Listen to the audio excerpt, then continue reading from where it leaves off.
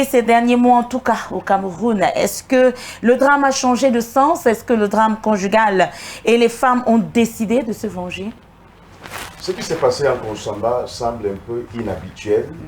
Là, c'est un époux qui perd sa vie, tué par son épouse. C'est une femme qui, pour des soupçons d'infidélité, a éliminé son mari policier à coups de couteau.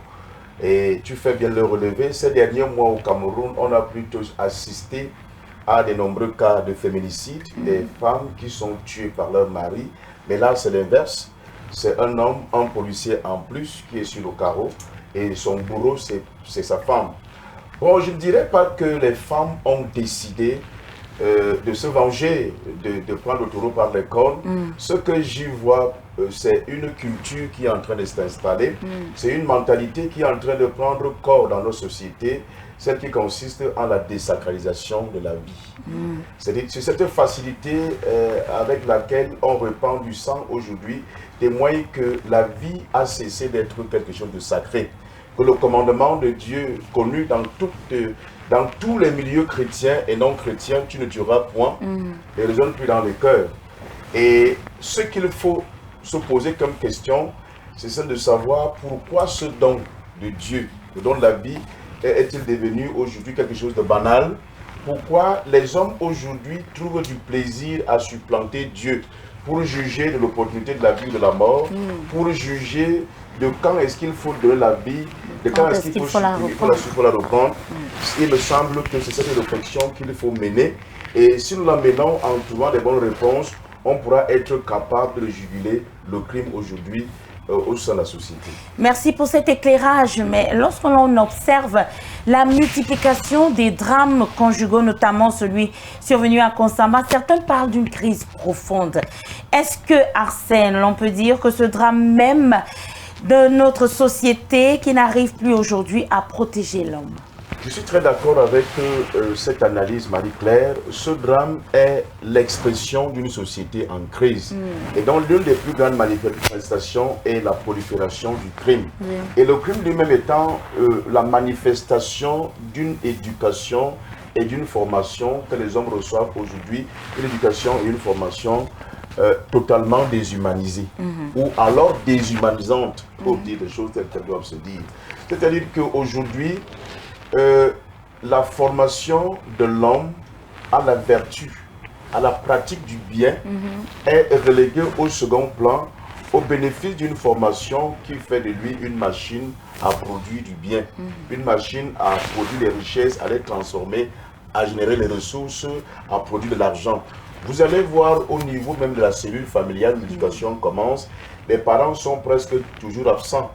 Ils sont plutôt enclins à la recherche du matériel, à la recherche du bien pour entretenir la famille, et n'ont pas le temps de causer entre eux ou alors de causer pour éduquer les enfants. Ça aussi, c'est quelque chose qu'il faut tenir en compte.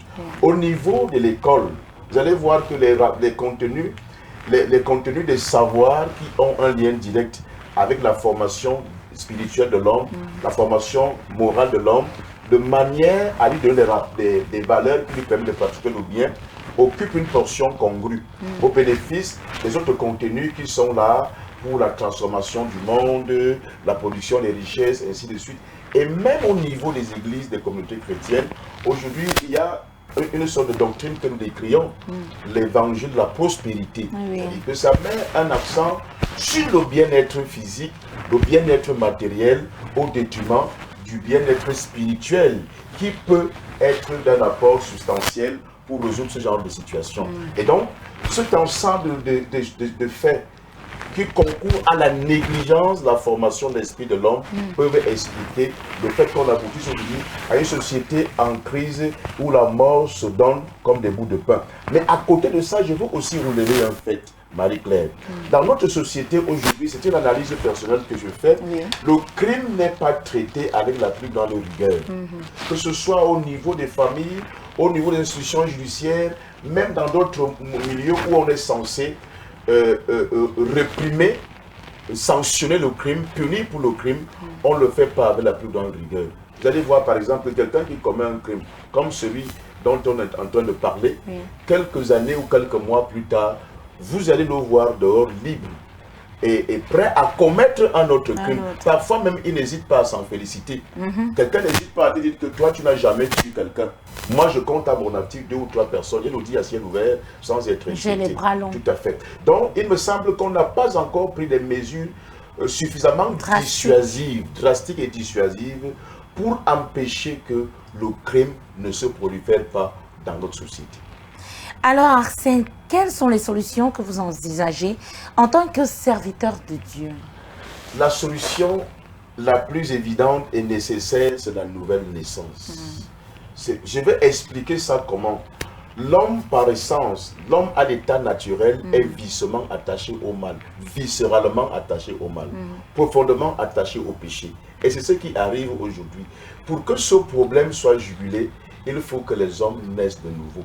Parce que la nouvelle naissance, la nouvelle nature qu'on acquiert lorsqu'on a reçu Jésus-Christ comme Sauveur et Seigneur personnel, elle vient détruire la force qui nous entraîne vers le mal, la force qui nous conduit vers le péché, et c'est elle qui nous rend capable de faire le bien. C'est ce que Jésus lui-même a dit à Nicodème. Il lui a dit c'est une obligation. Donc la nouvelle naissance n'est pas une option. Il dit qu'il faut que vous naissiez de nouveau. Ce n'est pas une option dans ce sens qu'elle va améliorer les comportements des hommes dans la société. Non. La nouvelle naissance est une transformation de l'homme. De l'état d'un être méchant à un état d'un homme qui pratique le bien. Ceci sans difficulté, sans que ça ne soit pénible pour lui. Parce qu'il reçoit en lui une nouvelle nature, la nature de Dieu qui le transforme en un être de bien. C'est pour cela que nous, aujourd'hui, nous présentons la nouvelle naissance comme une option obligatoire. Lorsqu'on est né de nouveau et qu'on est régénéré par la parole de vérité qui est Jésus-Christ lui-même, nous sommes donc capables de craindre Dieu, capables de respecter notre prochain, capables de pratiquer l'amour qui est un don divin, qui est le fruit de l'Esprit de Dieu. Donc, la solution que nous proposons, c'est la nouvelle naissance. Et nous invitons ceux qui nous suivent, les foyers, dans les familles, les sociétés. Il faut que les enfants naissent de nouveau, les parents connaissent Jésus. Et lorsqu'on va mettre Jésus au centre de la vie familiale, de la vie conjugale, de la vie chrétienne, de la vie même dans les sociétés, dans les entreprises, nous verrons que le mal va diminuer considérablement et le bien sera pratiqué par tous sans effort. Et nous pourrons aboutir à une société où le crime n'est plus quelque chose de banal. Merci à vous, Arsène Tchala, pour cet éclairage. Mesdames, Messieurs, voilà qui met fin à notre édition du Journal des Journaux de ce lundi. Nous vous donnons rendez-vous donc demain. Merci d'avoir été à l'écoute et de nous avoir suivis. Et aussi, nous vous proposons de rester scotchés pour le reste de nos programmes qui vous accompagnent. Au revoir et à demain. Au Cameroun, un peu plus d'1 an.